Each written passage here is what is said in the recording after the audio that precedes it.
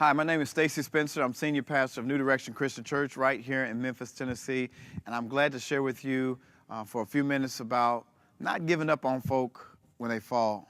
You know, one of our missions here at New Direction is to reach people who have been given up by society.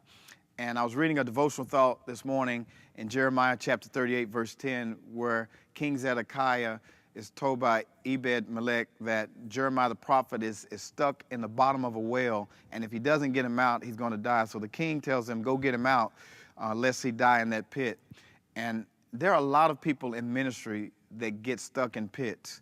There are a lot of prophets, pastors, who for one reason or another, whether by their own mistake or whether by criticism and persecution, find themselves stuck in a pit. And it's very easy for us in today's society to walk away from people who are in the pits.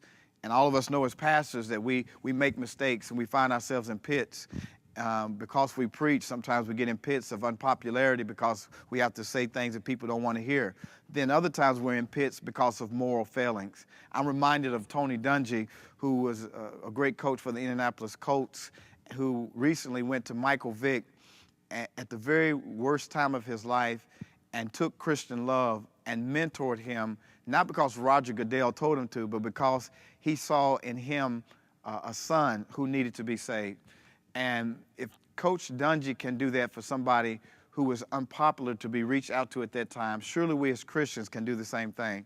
And so as we look at that scripture, Jeremiah was stuck in that pit, and had it not been for Ebed-Melech going to get him out of the pit, he'd still be stuck in that situation.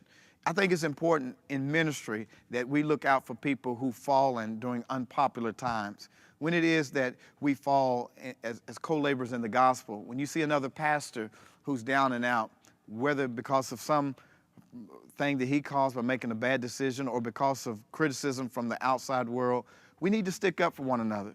We don't do that very well in ministry. We don't go to each other when we're down. Instead, a lot of us like to kick people while they're down. But get out of the paradigm of joining in the public criticism and reach out a hand to a brother or a sister who might be down in ministry. We can all remember when there were unpopular things we've said or stupid stuff we've done, and we wish somebody would have came by in that pit and reached a hand. My grandmama once said that you ought not look down on anybody unless you're looking down to pick them up. So I think there's about three things we can do when we find ourselves or find other people in pits. Number one, help those who can't help themselves. We've all been in a spot where we were stuck waist deep in some mess, waist deep in some controversy, waist deep in some bad decisions. But because somebody had the compassion to stop by that pit to help us out, we got out. We don't make pit stops like we used to, but I'm commissioning and asking, begging all the pastors listening, make some pit stops. Help out some of your leaders in your church that messed up but need another chance. Help out some pastor friends who made some bad decisions but they still got ministry left in them. Reach down and help them up.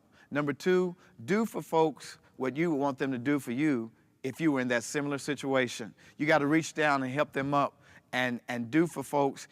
You know, you remember when you messed up. You remember when you got stuck. Somebody came along, some mentor, some friend came along and said, you know what, kid, you deserve another chance. Do that for somebody because you'd want them to do it for you.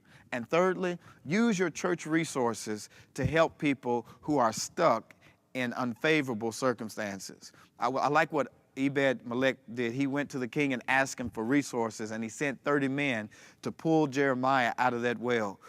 We need to go get some grants. We need to get some money from our churches and go out into the neighborhoods, to the ghettos and the barrios, and to help folk who are stuck in places they would never get out otherwise. I think that's what our ministry should be about, helping people to get out of pits, helping people to get out of unstuck places. And you know what? When you help other people, you help yourself. One of the things that happened for Ebed-Melech is that after the city was captive, he was spared because he had helped the prophet. When you help somebody who's stuck, it helps you. You can't help elevate somebody else and not be elevated yourself. I'm glad today that you tuned in, and I hope that this little few minutes of me sharing with you can help you to go back to your leaders, your friends, and help somebody out of the pit. God bless you, and have a great day.